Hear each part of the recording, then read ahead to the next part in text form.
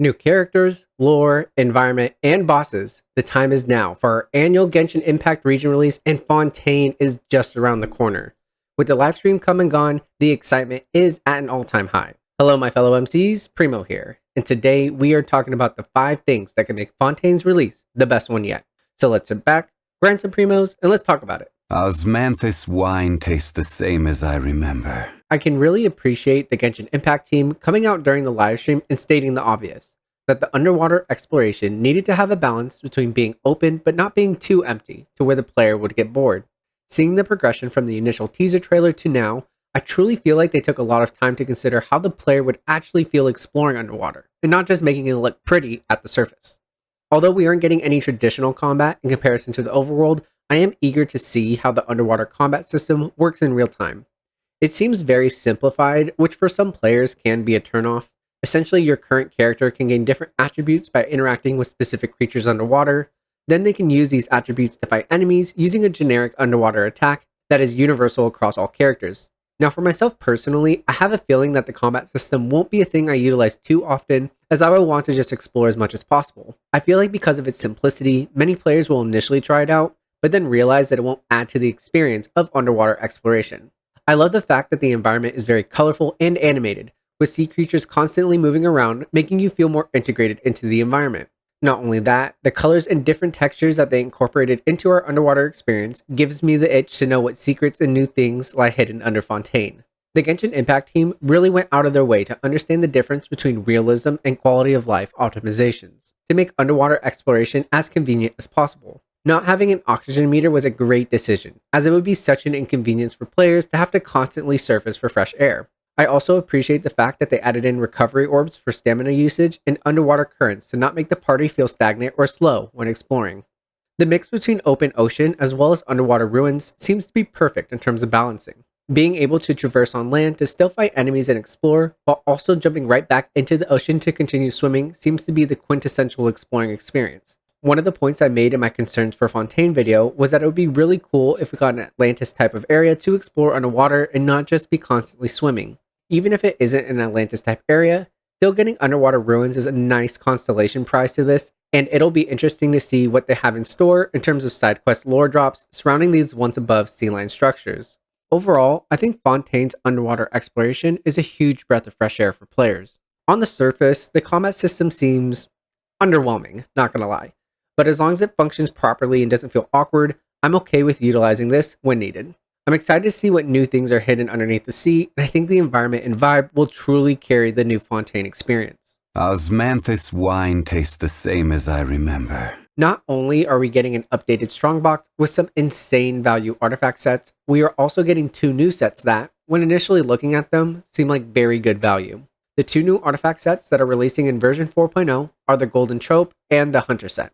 The Golden Trope artifact set's 2-piece bonus increases elemental skill damage by 20%, while the 4-piece set bonus increases damage by a further 50% when not on the field. 25% of it is constant, while the other 25% is dependent on the equipping character not being on field and will clear 2 seconds after re-entering battle. Some units that can potentially work with this set are sub DPS Yaimiko, EM support Nahida, if you already have a unit with Deepwood Memories on the team, Fischl, and I'm sure some other Hydro characters that are going to be released in the future. The Hunter's 2-piece set bonus increases normal attack and charge attack damage by 15%, while the 4-piece set bonus gives a 12% crit rate increase up to 3 stacks when HP is increased or decreased. This will last for 5 seconds. Funnily enough, this artifact set is taking after a new relic set that was just released in Honkai Star Rail, the Longevous Disciple, and I'm excited to see how this can be incorporated into some main DPS kits. Any normal attacking unit like Alhaitham, Sino, Hu Tao, Ito, and more can benefit from this set, and with it being a non-elemental set, it can provide insane value across your account. Now this 4-piece set bonus seems like it can be easily procced by just taking damage from enemies or by healing, but I have a feeling this set will be useful for whatever main DPS runs alongside a certain Archon. The new additions to the Artifact Strongbox bring one of the most coveted sets in Genshin Impact, and that is the Emblem of Severed Fates. This set can be argued to be the best in slot for high-value units like Yelan, Jincho, Zhongling, and Raiden, making it a go-to for all of the 5-star fodder you have lying around. Some other amazing sets that are being introduced into the Artifact Strongbox are the Husk, Pale Flame, and Tenacity set. All of these sets have alternate artifact sets that were undesirable for many players for one reason or another, making their domain not efficient for farming purposes. Now, it isn't to say that the gacha gods won't leave you disappointed with the strongbox, because they will still line you up with some unwanted main stats. But it is nice for older players to get an updated strongbox with high value artifact sets, where they don't have to waste their daily resin getting the wrong set. Osmanthus wine tastes the same as I remember. Fontaine is a society run on justice, where the public courts are used as entertainment for people to spectate and enjoy. Now, us as the MCs are still looking for our sister, but of course we get tangled into the political games of Fontaine and their need to strictly abide by their rules and judgments. Even Child, the 11th Fatui Harbinger, sees the ridiculousness when it comes to only seeing things black and white and not taking the necessary action to actually serve justice. There are so many questions left unanswered in this trailer, which leads me to be very excited for the upcoming Archon Quest. How does the Hydro Archon tie into the turmoil we are getting ourselves into? Is she using the justice system as a game for her own entertainment? How does the Oratrice evaluate and determine judgment? What tricks do the Fatui Harbingers have up their sleeves? I can't wait to dive into the main story again, and the best part is, we are getting an Archon Quest every patch from now till 4.2. This is amazing for all players, so they don't have to linger on any cliffhangers and can really immerse themselves into the story. Just based on what we know so far, I have a feeling that our end goal is going to be uprooting the way of life in Fontaine and how they utilize judgment in all walks of life. Maybe the Fatui meddle with the Oratrice and this causes the balance of society to skew in favor of the wrongdoers. Or could there be some behind the scenes corruption going on that the common people don't know about, leading to a revolt by our traveler and friends to make things right for the greater good? Of course, this is just some generalizations and predictions, but if there is one thing that Hoyoverse does well with this game, it is the storytelling. I have faith that whatever twist they decide to put in here, it will be a great one. Osmanthus wine tastes the same as I remember. Hoyoverse really outdid themselves by making the designs of every Fontaine character really stick out in comparison to the other regions. What I love most about all the Fontaine characters' designs are how over the top they are. Let's take Lenny for example. Playing into the trope of a performer/magician, he is so unique compared to other characters we have received in the past, especially with his top hat and suit-like outfit. It is definitely giving vibes of Hisoka from Hunter x Hunter, but without the intense evilness emulating from their persona. Another character's design I really appreciate is the Geo-Visionary Navia. Head of the Spina de Rosula, it's evident she holds such power within Fontaine with her amazing gold and black ensemble with those hints of blue shining through in contrast. Definitely inspired by the Masquerade theme, it's pretty cool to see how it looks in comparison to somebody like Dia, who is more rugged and simple, but fierce. Now, this is just my personal opinion, but I feel like the designs from Inazuma to Sumuru took a major step forward in terms of intricacy and details. Although they seem more straightforward in terms of their design choice, it really highlighted each Sumuru character's personality to a T. Inazuma characters did have their own little niche based on their personalities, but the universal Japanese/kimono theme that was present throughout each character's design made each character kind of blend in with the next. Fontaine really takes the next step into making sure each character really stands alone in terms of their individual attributes, but also ties in multiple themes of Fontaine to make each character feel fresh. Referring back to our two highlighted characters in Lenny and Navia, they both fit the flamboyant theming of Fontaine, but they are each very unique because they take on the different aspects of the Victorian theme and make it their own. All in all, each region's theming is emulated very well with the playable characters that are released. But to see the level of detail that has gone into Fontaine's characters is refreshing, and even makes me think about swiping the credit card to break my F2P status. Osmanthus wine tastes the same as I remember. With the introduction of Fontaine comes a quote-unquote new combat system, Numa and Usia. Enemies in Fontaine will have a specific energy attached to them, and you'll have to hit them with the opposite energy to stop them from gaining advantages in battle.